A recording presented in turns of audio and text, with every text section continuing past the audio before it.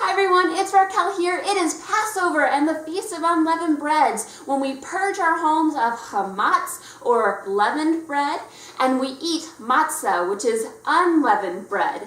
In this video, I'm going to share with you a very simple recipe of how to make your own matzah or unleavened bread. You can certainly find kosher for Passover unleavened matzah crackers in the stores. I love to buy them every year when they come out because I just think they're so tasty, but I also like to make my own, and this is my go-to recipe that I'm very excited to share with you today. So let's get into that. Make sure you hit the subscribe button and the notification bell if you're not already a subscriber for more videos all about enthusiastically and practically living out God's words in our hearts, homes, and families. All right, let me show you how to make this recipe. To make this matzah unleavened bread recipe, all you need is a 1-to-2 ratio of water to flour and 1 teaspoon of salt. In this recipe, I'm actually going to be doing 1 cup of flour and half a cup of water. But if you wanted to, you could do 2 cups of flour and 1 cup of water, or 4 cups of flour and 2 cups of water.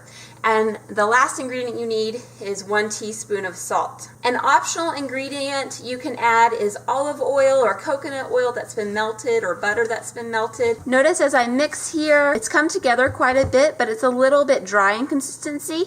So I might add just a tablespoon more of water to bring it into one solid dough ball.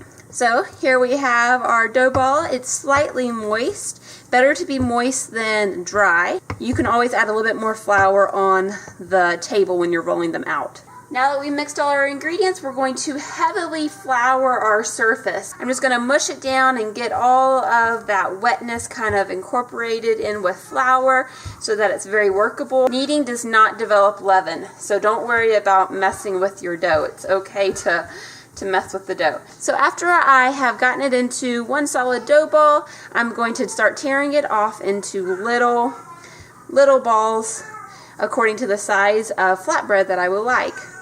If you want to make it a thinner dough ball, then maybe do smaller balls. If you want to do bigger flatbread like naan bread, then make them a little bit bigger or smaller. Either one works.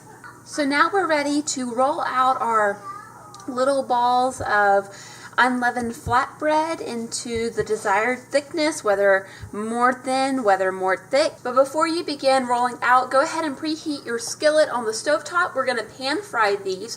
You want your skillet to be completely hot before you put your first one on, and then when we put our first one on, we'll turn it down to medium heat. You want to roll these out one at a time, and if you roll all of them out at one time and then let some of them sit while you cook, each one by one or a few at a time, then the ones that are still sitting on your countertop are going to get sticky on your countertop, and then you're going to have to end up re-rolling them back out, which is just not cool. Roll it to your desired thickness. It's very flexible, so when you pick it up, that's very nice for transferring it to your pan. When I consider my skillet is nice and warm all the way through, I'm going to go ahead and add just a little bit of butter. You could also add coconut oil or whatever you like. I love the flavor that the butter gives this unleavened bread though. So I'm going to do butter. And then you're going to take your first one and set it on there. If you see it puffing up, that is air. It is not leaven. This has no leaven in it. We are going to let this sit for about 2 to 3 minutes on one side and then flip it over to the other side.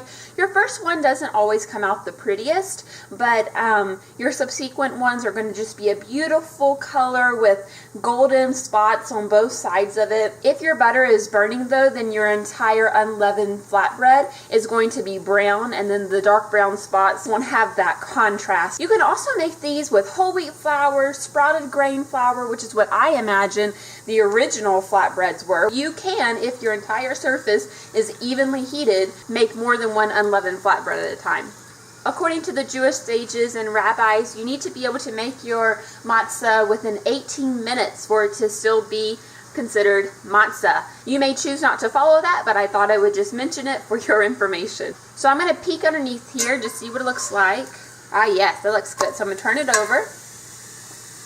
And so notice it's a beautiful goldish color from the butter, and then it has different brown spots. We're going to give it another 1 to 2 minutes on this second side, and then we will take it off and put it on a plate. So here you have it, my go-to unleavened flatbread recipe. It is so delicious. Of course, you can have variety within this recipe. Like I said, you can add the olive oil or the melted coconut oil, just 1 tablespoon to this whole batch. You can also sprinkle into your dough like Italian seasonings or oregano or any type of seasoning that you like, really. You can also butter them with garlic butter whenever they're in the pan, and that gives them such a delicious taste on their own too. But really, even if you follow just this very simple basic recipe that I demonstrated for you in this video, they are so delicious. I was in so much trouble last year at Passover because I could not stop eating them. And of course you get full from the flour, but oh, they are so good. And really a great texture and very adaptable to whatever unleavened bread meal you want to have during the week of the Feast of Unleavened Breads. But anyhow, I hope that this video was helpful for you. Please give it a thumbs up if it was.